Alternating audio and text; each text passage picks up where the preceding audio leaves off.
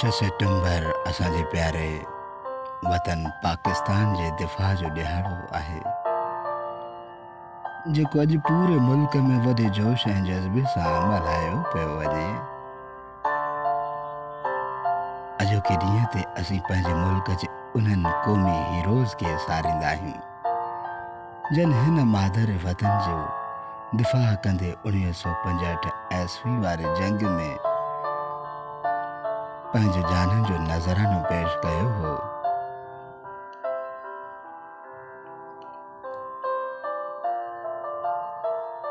उणिवीह सौ 65 ईस्वी वारे जंग में पंहिंजे जाननि जो नज़रानो पेश कयो हो। या दुश्मननि खे मात ॾेई सुभारा थिया हुआ। साॻी वक़्तु अॼोके ॾींहं ते असीं इहो वचन बि वरजाईंदा आहियूं त पंहिंजे क़ौमी हीरोज़ जे क़दमनि जे निशाननि ते हलंदे ईंदड़ वक़्त में मुल्क ऐं क़ौम मथां ॾुखियो ॾींहुं अचण जी सूरत में अॻु वांगुरु वरी गॾिजी पंहिंजे वतन जे दिफ़ा लाइ मग़रूर दुश्मन आॾो शीहे जे दीवार बणिजी मुक़ाबिलो करियूं। मोस्ट वेलकम मासात अब्दुल जब्बार मांगसी साहब। असांजो प्यारो मासात साहब लिखनि था त सलाम। वालेकुम सलाम वरहमतुल्लाह मासात साहब। मासात जानी असीं दुआ कयूं था त जिते बि हूंदव आबाद ऐं सलामत हूंदव। असांजूं दुआऊं अव्हां सां गॾु आहिनि।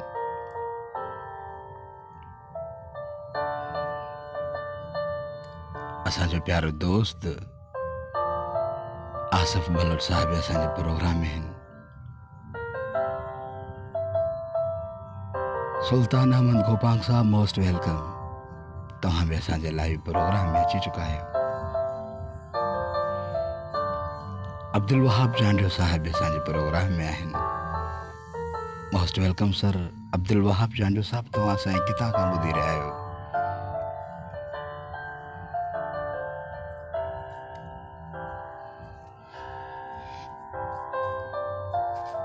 मासात अब्दुल जब्बार मांगसी साहब लिखनि था त सलाम। वालेकुम सलाम मासात भाई। जीअं हर मुल्क जा ॿियनि खां मुख़्तलिफ़ वसीला सलाहियतूं मुआइशी सियासी सफ़ारती ऐं ॿिया मसाइला तोड़े जाग्राफियाई बीहक मुख़्तलिफ़ हूंदी आहे, तीअं उन्हनि जा मसाला बि अलॻि अलॻि थींदा आहिनि।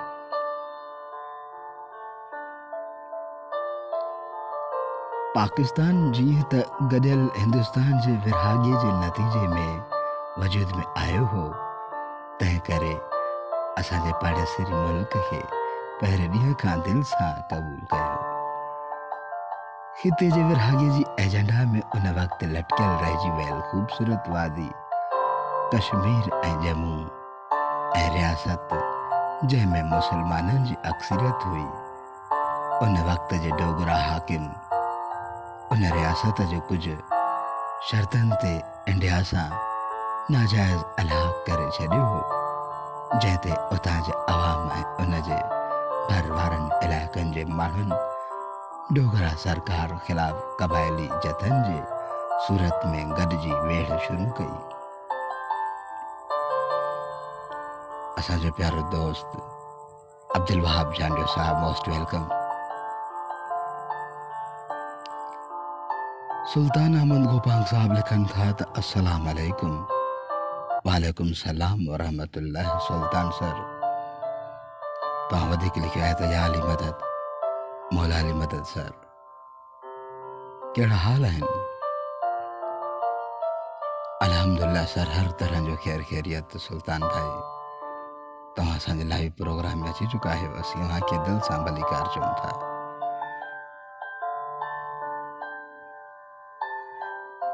तव्हां वधीक लिखियो आहे त तव्हांखे सर मौला पाक ख़ुशि रखे। महिरबानी सुल्तान भाई, महिरबानी। अहमद नवाज़ साहब लिखनि था त अस्सलाम अलैकुम। वालेकुम सलाम वरहमतुल्लाह सर अहमद नवाज़ साहब।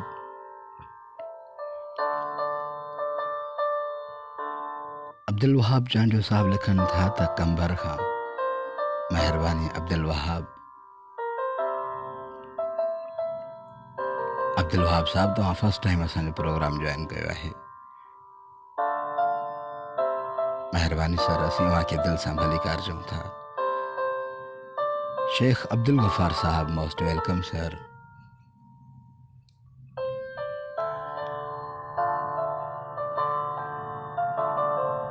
सरदार सारंग, महिरबानी सरदार सारंग साहब।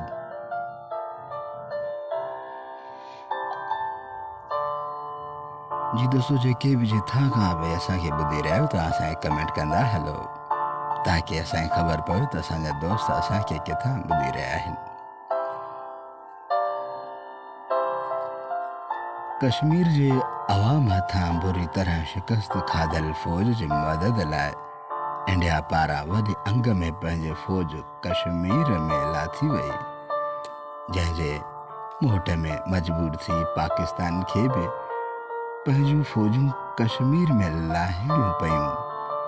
ॿिन्ही मुल्क विच में थियल उन पहिरीं जंग जे नतीजे में जम्मू ऐं कश्मीर जे 42% इलाइक़े ते इंडिया पंहिंजो नाजाइज़ कब्ज़ो करे वरितो।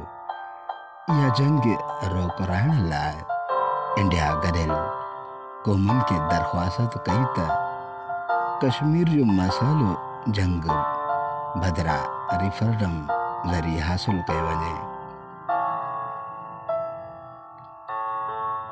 पाकिस्तान गॾियल क़ौमुनि पारां पास कयल रेफरेंडम वारे उन क़रारदाद जी मुकमल हिमायत कई, पर जीअं त इंडिया कश्मीरी अवाम जे जज़्बनि खे अॻुवाट परखे वरितो हो, छाकाणि त 73% मुसलमान आबादी रखंदड़ रियासत जे अवाम पारां रेफरेंडम ज़रिए इंडिया में शामिल थियण जो को बि इम्कान न हो।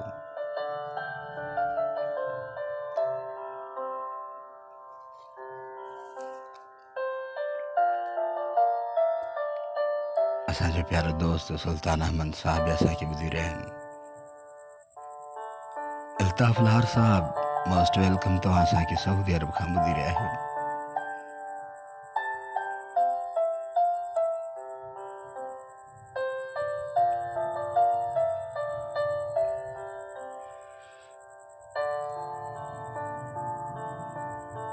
सारंग साहब असांजे कमेंट में कुछ दिलियूं मोकिलियूं आहिनि। वंस अगेन हू कमेंट में लिखनि था त खैरपुर मीरस तालका थड़ी मीरवाह। महिरबानी सर सरदार सारंग साहब, असीं दुआ कयूं था त जिते बि हूंदो आबाद ऐं सलामत हूंदो। असांजूं दुआऊं अव्हां सां गॾु आहिनि।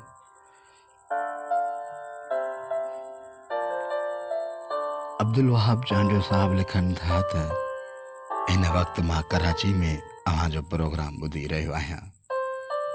महिरबानी सर, तव्हां आहियो कंबर जा, पर हिन वक़्तु तव्हां असांखे कराची मां ॿुधी रहिया आहियो। महिरबानी सर अब्दुल वहाब साहब। करम मंगसी साहब फिरम शदाद कोट मां असांजे प्रोग्राम में अची चुका आहिनि। असीं उनखे दिलि सां भलीकार चऊं था।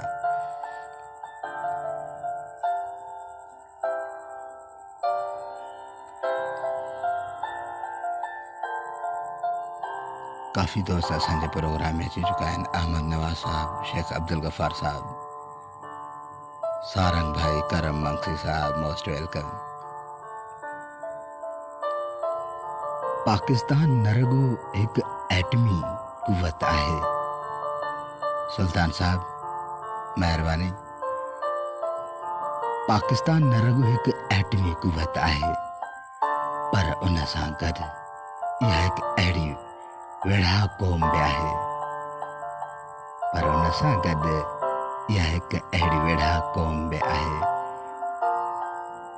जेका पंहिंजे मुल्क जे दिफ़ा लाइ पंहिंजे रत जे आख़िरी फुड़े ताईं विढ़ंदी।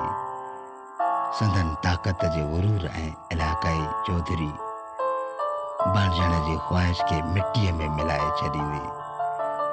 पाकिस्तान जो अवाम बहादुर आहे, पाकिस्तान पाक फौज बहादुर। यूसुफ खान मक्सी साहब मोस्ट वेलकम।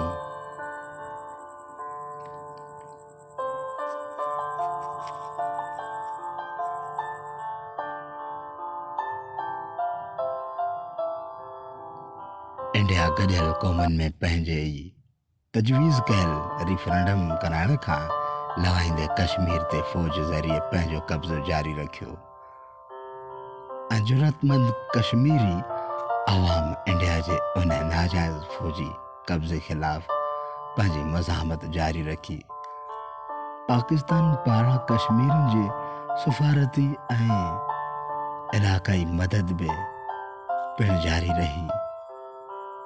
उन विच में कश्मीर कच्छ जे रण ऐं ॿियनि सरहदी मामलनि ते ॿिन्ही मुल्कनि विच में टे ॿियूं जंगियूं बि लॻियूं, पर 2001 ईस्वी में अमेरिका में पेश आयल 9/11 वारे वाक़िए खां पोइ अफ़गानिस्तान ते नेटो जे इतिहादी फ़ौज जे हमले खां पोइ कश्मीर जे आज़ादी वारे जिदोजहद खे इलाक़ाई ऐं बैनुल अक़वामी इख़लाक़ी हिमायत वक़्ती तौरु घटिजी वई, पर गुज़िरियल 2 सालनि खां अमेरिका ऐं अफ़गानिस्तान जे तालिबान विच में ॻाल्हियूं शुरू थियण ऐं उन्हनि जे नतीजे में अफ़गानिस्तान मां नेटो फ़ौज जे मरहलेवार निकिरण जा साइबान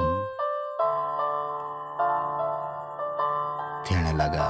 तॾहिं इंडिया जे हाणोके इंतिहा पसंद हुकूमत खे कश्मीर जी आज़ादी जी तहरीक खे अॻुवाट वरी भरपूर बैनुल अक़वामी हिमायत मिलण जो ख़ुदशो वराए वियो।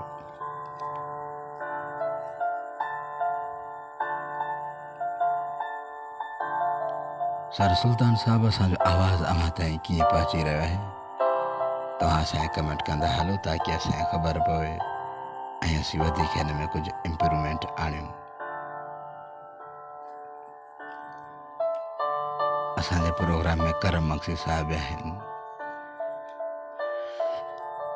बरकत साहब भी असांजे प्रोग्राम में अची चुका आहिनि। मोस्ट वेलकम बरकत अली साहब।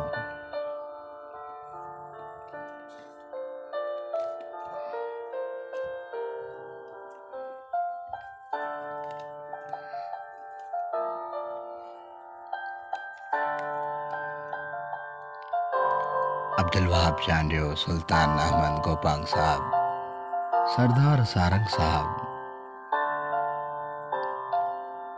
योम दिफ़ा पाकिस्तान असांखे पाकिस्तान जे फ़ौजनि ऐं क़ौम जे उन जज़्बे ऐं बहादुरी जो यादि ॾियाराए थो जंहिंजो मुज़ाहिरो कंदे हिननि 55 साल पहिरें अॼोके ॾींहुं दुश्मन जे नापाक इरादनि खे मिटीअ में मिलाए छॾियो हो। उन ई ॾींहुं असांजे ज़मीनी, बहरी ऐं फ़िज़ाई फ़ौजुनि मिसाली जुरतमंदी ऐं पेशवराणी महारत सां दुश्मन खे हर मुहाज़ ते शिकस्त ॾिनी। आज़माइश जे उन्हनि घड़ियुनि में न फ़क़ति पाकिस्तान जूं फ़ौजूं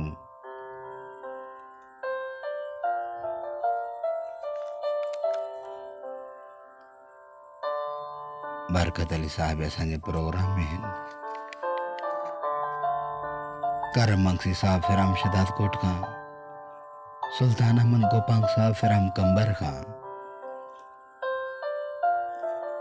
जी दोस्तों, जेके बि तव्हां असांखे दिलि सां लाइक करे रहिया आहियो, अव्हां जूं दिलियूं असांजे मोबाइल सेटअप ते अची रहियूं आहिनि।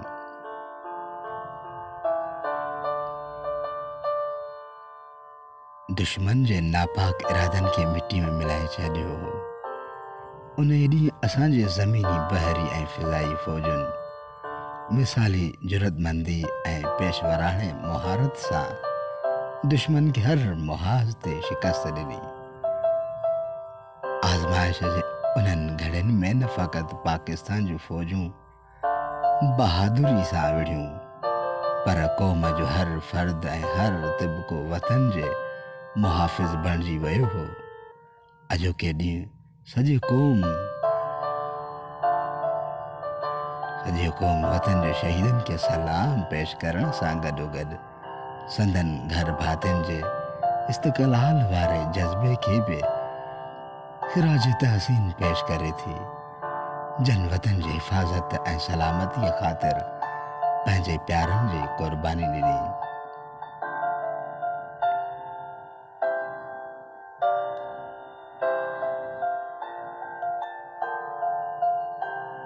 वाहिद कलानी साहब लिखनि था त वाहिद कालाणी शदादकोट, मोस्ट वेलकम सर।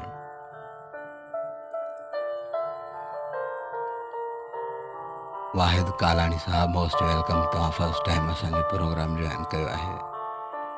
असीं उनखे दिलि सां भलीकार चऊं था। साल जिते हुजो, आबाद हुजो, असांजो दुआऊं अव्हां सां गॾु आहिनि सर।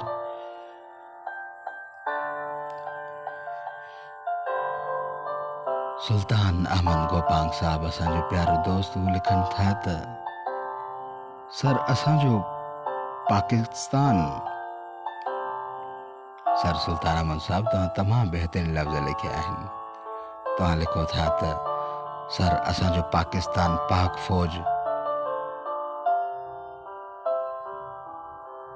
फ़ौज ताक़तवर मुल्क आहे। सर पोइ बि कश्मीर मुसलमाननि सां ज़ुल्म छो पियो थिए? सर छा उन्हनि लाइ असांजा हुकुमरान छो चुप आहिनि सर?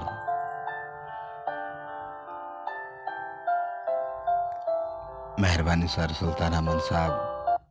ऐं असांजो प्यारो दोस्त करम मंगसी साहब। करम मंगसी लिखनि था त अस्सलाम अलैकुम। वालेकुम सलाम व रहमतुल्लाह सर। करम मंगसी साहब तव्हां असांखे शदादकोट खां ॿुधी रहिया आहियो। तव्हां वधीक लिखियो आहे त या अली मदद, मौला अली मदद। अव्हांजो प्रोग्राम बहितरीन नमूने सां हली रहियो आहे। पाक फ़ौज जे उन शहीदनि खे सुर्ख़ सलाम पेश कयूं था। पाकिस्तान जी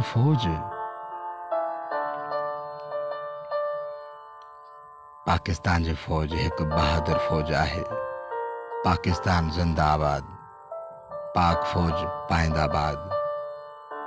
करम मंगसी साहब तव्हां तमामु बहितरीन कमेंट लिखियो आहे। महिरबानी सर। करम मंगसी साहब तव्हांखे मुबारकूं बि हुजनि। माशाअल्लाह तव्हां शदादकोट सिटी जा सदर बणिजी चुका आहियो। असीं अव्हांखे दिलि सां भलीकार चऊं था सर। शाल जिते हुजो, आबाद हुजो, शल हर कामयाबी अव्हांजा कदम चुमे।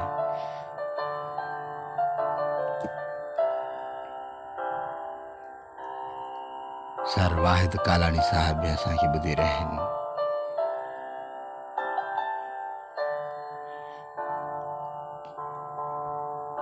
करम मंगसी साहब लिखनि था त खेर मुबारकूं प्यारा भाउ। महिरबानी sir. It's my duty to give everyone respect.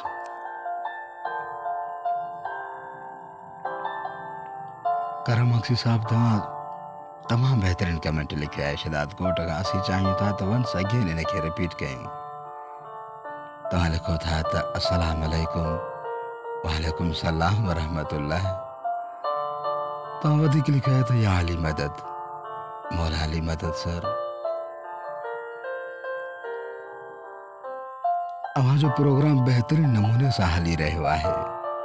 पाक फ़ौज जे उन शहीदनि खे सुर्ख़ सलाम पेश कयूं था। पाकिस्तान जी फ़ौज हिकु बहादुर फ़ौज आहे। पाकिस्तान ज़िंदाबाद, पाक फ़ौज पाइंदाबाद। महिरबानी करम मंगसी साहब। तव्हां वंस अगेन कमेंट लिखियो आहे त आमीन अदा लख लाइक कुर्ब महिरबानी। मुमताज़ अली ख़ासकेली साहब उस्ताद भी असांजे प्रोग्राम में अची चुका आहिनि।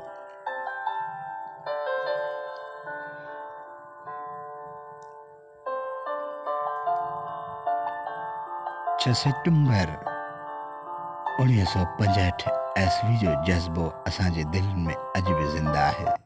ऐं आउं वॾे फ़ख़ुर सां चई सघां थो त उन जे करे असां केतिरनि ई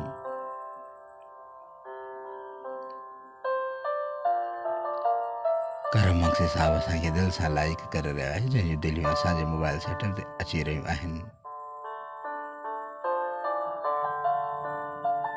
उन जे करे असां केतिरनि ई इम्तिहाननि में सुरख़ुरू थिया आहियूं। अल्हम्दुलिल्लाह असांजे फ़ौजुनि जे पेशवराणे महारत, जंगी तयारी ऐं सभ खां वधीक ईमानी जज़्बे अॼु पाकिस्तान खे नाक़ाबिल तस्ख़ीर बणाए छॾियो आहे।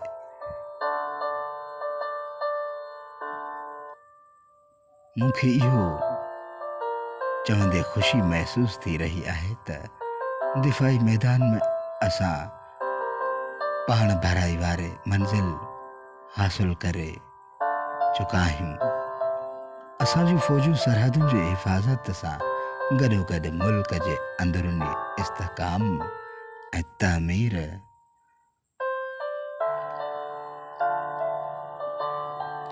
रहमतुल्लाह बलोच साहब फराम कलर शाह ॻोठ खां असांजे प्रोग्राम में अची चुका आहिनि। असीं भलीकार चऊं था उन्हनि खे।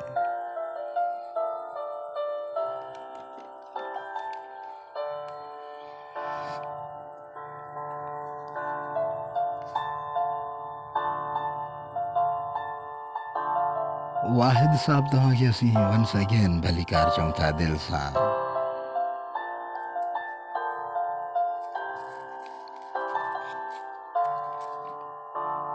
शफ़क़त हयात भी असांजे प्रोग्राम में अची चुका आहिनि। Most welcome sir.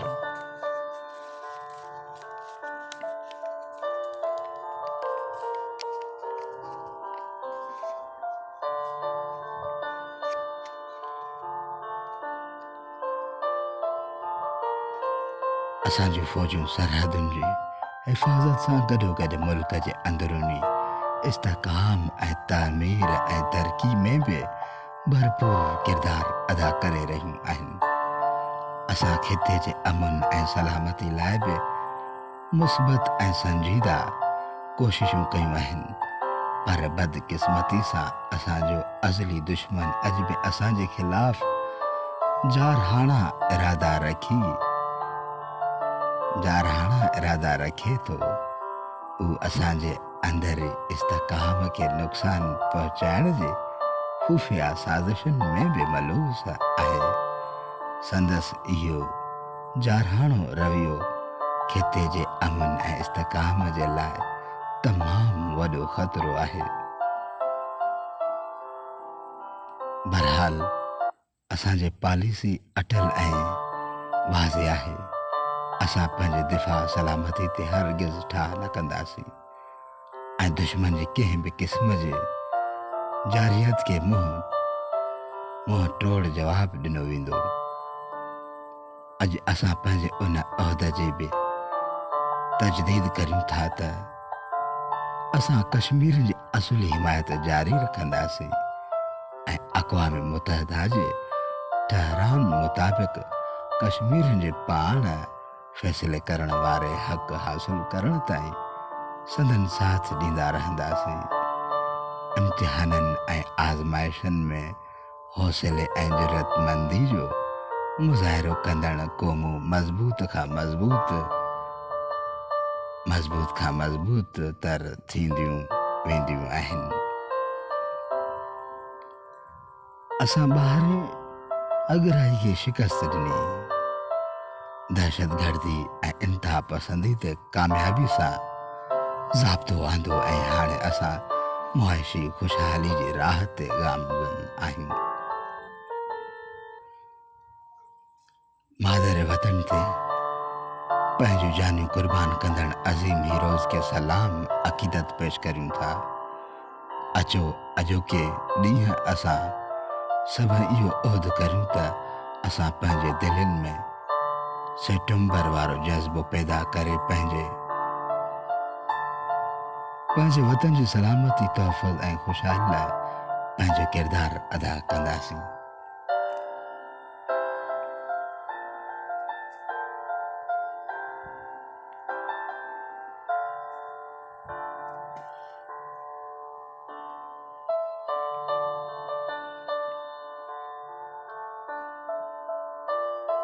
शफ़क़त हयात बि असांजे प्रोग्राम में आहिनि।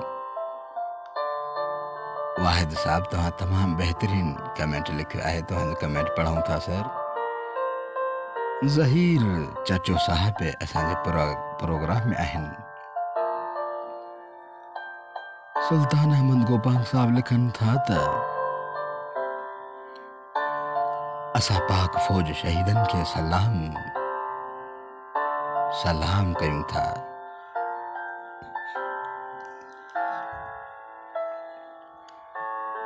सर जेके पंहिंजे वतन ख़ातिर जान पंहिंजो क़ुर्बान कयूं, अल्लाह पाक उन्हनि खे जन्नतुल मक़ाम अता करे, आमीन। जेके पंहिंजे वतन ख़ातिर जान पंहिंजो क़ुर्बान कयूं, अल्लाह पाक उन्हनि खे जन्नतुल मक़ाम अता करे, आमीन। महिरबानी सर। सुल्तान अहमद गोपाल साहब तव्हां तमामु बहितरीन कमेंट लिखियो आहे। तारिक मंगसी साहब फिराम सऊदी अरब मां, महिरबानी। असांजो प्यारो दोस्त वाहिद कालाणी साहब फिराम शदादकोट मां हू तमामु बहितरीन कमेंट लिखनि था त अवांजो बहितरीन प्रोग्राम ॾिसी दिलि चयो अवांजे कयल ख़िदमतुनि खे उजागर करण लाइ अवांखे जॉइन कयो वञे। महिरबानी सर। वाहिद साहब तव्हां तमामु बहितरीन इज़त ॾिनो असांखे। शाल सदाई आबाद हुजो। मोहम्मद फारूक फिराम लंडन मां असांखे जॉइन कयो आहे। हुननि मोहम्मद फारूक साहब लंडन में वकील आहिनि ऐं हिनमहिल असांजो प्रोग्राम ॿुधी रहिया आहिनि। वाहिद कालाणी साहब तव्हां तमामु बहितरीन कमेंट लिखियो आहे। असांखे मान ॾींदे तव्हां लिखियो आहे त अवांजो बहितरीन प्रोग्राम ॾिसी दिलि चयो अवांजे कयल ख़िदमतुनि खे उजागर करण लाइ अवांखे जॉइन कयूं। महिरबानी सर, महिरबानी।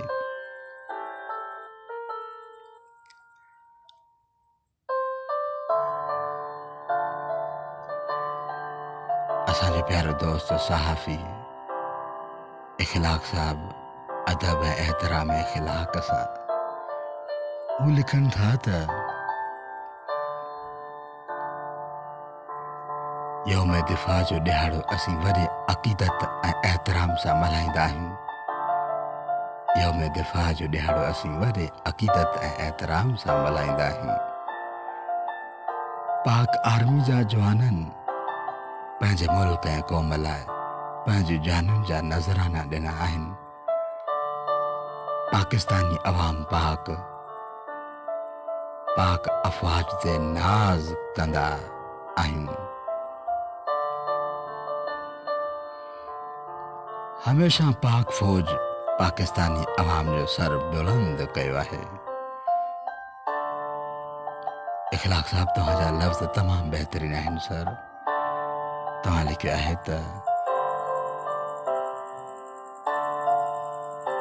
पाकिस्तानी अवाम पाक फ़ौज ते नाज़ कंदा आहियूं। हमेशह पाक फ़ौज पाकिस्तानी अवाम जो सर बुलंद कयो आहे ऐं दुश्मन लाइ दीवार बणिजी पंहिंजे मुल्क ऐं क़ौम जो दिफ़ा कंदी आहे। असीं पाकिस्तानी अवाम पाक फ़ौज सां कुलो कुल्हे में मिलाए गॾु आहियूं। महिरबानी सर। इख़लाक़ साहब करम मंगसी साहब लिखनि था त अवांजो बहितरीन आवाज़, ख़बर पढ़ण जो अंदाज़ निमाया निरालो आहे। महिरबानी सर। करम मंगसी साहब तव्हां असांखे इज़त ऐं मान ॾेई रहिया आहियो। महिरबानी सर। वंस अगेन तव्हां कमेंट लिखियो आहे त शहीद ज़िंदा हूंदा आहिनि, शहीद ज़िंदा हूंदा आहिनि। महिरबानी सर। करम मंगसी साहब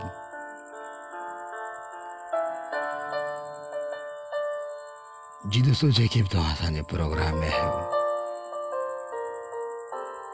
असांजो प्यारो दोस्त अब्दुल्ला बलोच साहब तमाम बेहतरीन इंसान हिननि जी पर्सनैलिटी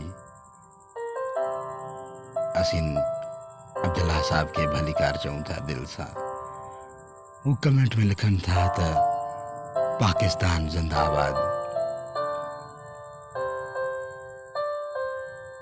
पाकिस्तान जिंदाबाद। अहम इस मुबारक फतह अजीम के मौके पर पाकिस्तान आर्मी के जवानों और ISI के जवानों को सर अब्दुल्ला साहब तव्हांजा लफ्ज़ तमाम बेहतरीन आहिनि।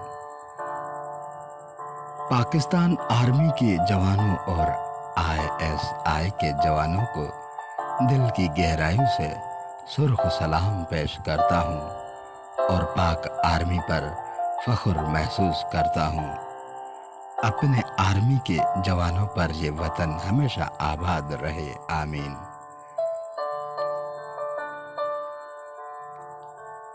अब्दुल्ला बलोच साहब, मेहरबानी सर, मेहरबानी। राजा अली असां के यूरोप मां ॿुधी रहिया आहिनि। Most welcome sir.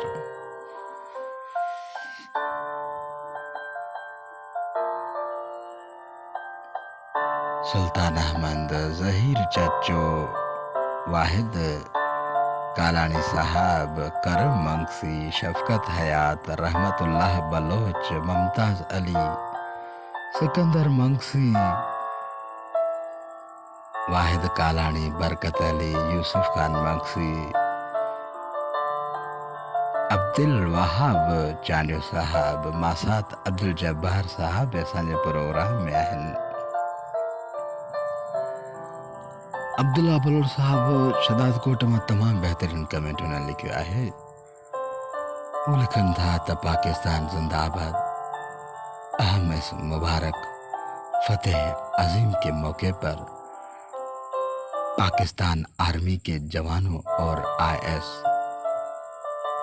ISI के जवानों को दिल की गहराइयों से सुर्ख सलाम पेश करता हूँ और पाक आर्मी पर फख्र महसूस करता हूँ। अपने आर्मी के जवानों पर ये वतन हमेशा आबाद रहे, आमीन। जी दोस्तों, असांखे ॾियो इजाज़त, पंहिंजो ख्याल रखो, जिते भी हुजो, आबाद हुजो, सलामत हुजो, शाह लहर कामयाबी अव्हांजा कदम चुमे ऐं असांजूं दुआऊं अव्हां सां गॾु आहिनि। जी दोस्तों, जॾहिं बि तव्हां को रोड रस्तो क्रॉस कयो त दाएं बाएं ॾिसंदा कयो। अव्हां जी ख़ुशियुनि में ॿियनि जी बि ख़ुशियूं जुड़ियल आहिनि। उन्हनि जी ख़ुशियुनि जे ख़ातिर महिरबानी करे look after, take care your self.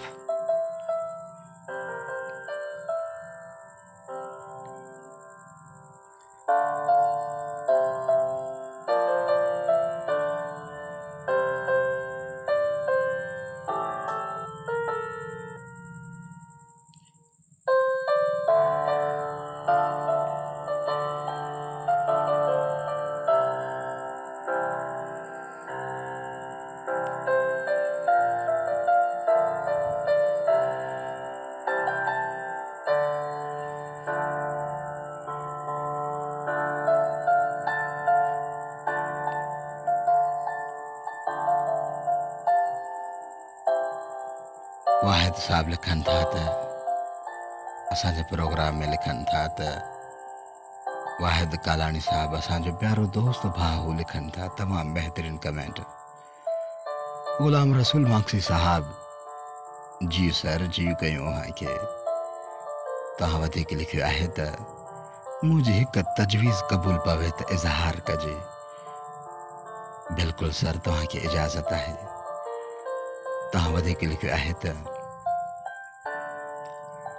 अव्हां कंबर शदाद कोट ज़िले जे कुछ इशूज़ ते पाण मुरादो ब्रेक कयो ऐं उन ते तजवीज़ूं पेश कजनि। मेहरबानी सर, वाहिद साहब, मेहरबानी मेहरबानी। बिल्कुल सर, इंशाल्लाह ताला कोशिश कंदासीं।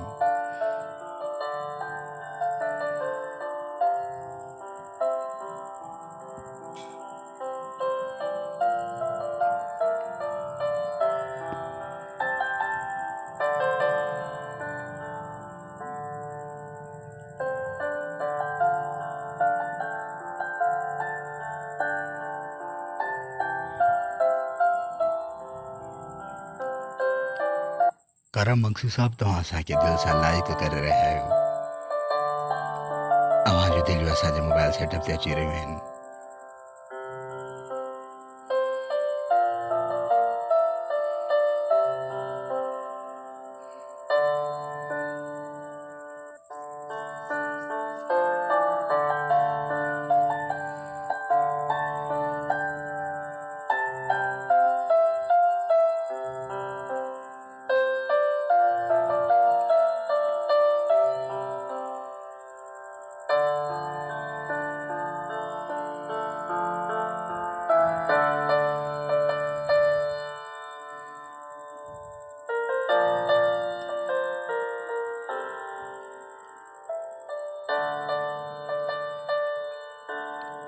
अल्लाह हाफिज़ दोस्तों।